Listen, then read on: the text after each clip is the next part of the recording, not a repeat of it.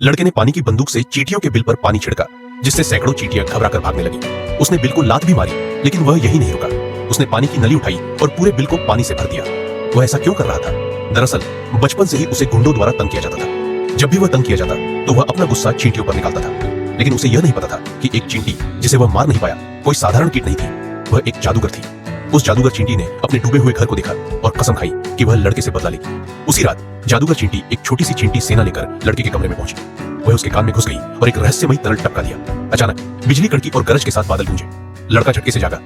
वह चींटी के बराबर आकार का हो गया था। उसकी पैंट अब उससे दर्जनों गुना बड़ी थी। वह डर गया।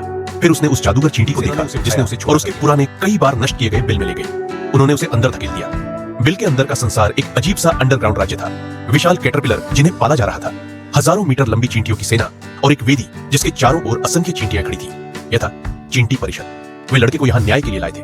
कई चींटियां चिल्ला रही थी कि उसे खा लिया जाए, लेकिन असली न्यायाधीश थी रानी चींटी।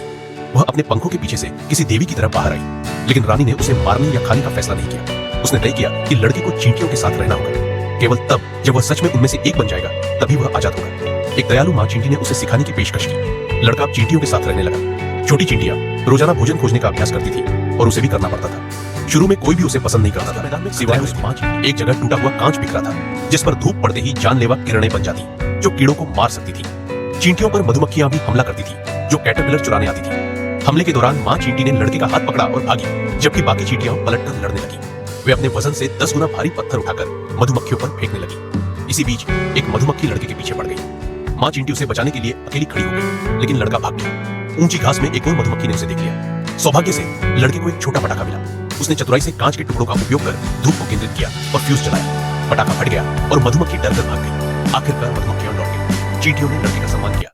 पहली बार उसने खुद को स्वीकार किया हुआ महसूस किया।